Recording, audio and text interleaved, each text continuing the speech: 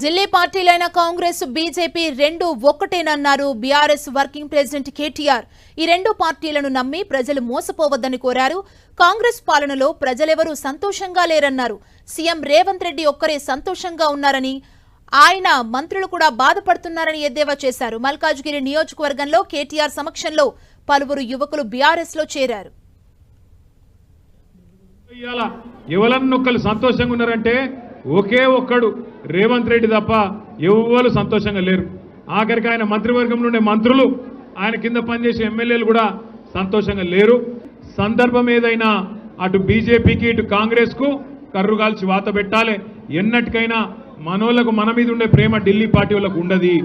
కేసీఆర్ గారికి ఉండే కడుపు నొప్పి, కేసీఆర్ గారికి ఉండే ప్రేమ తెలంగాణ మీద ఎన్నడన్నా బీజేపీ వాళ్ళకో కాంగ్రెస్ వాళ్ళకో ఢిల్లీ పార్టీ వాళ్ళకో ఉంటుందా? మీరు ఆలోచన చేయాలి.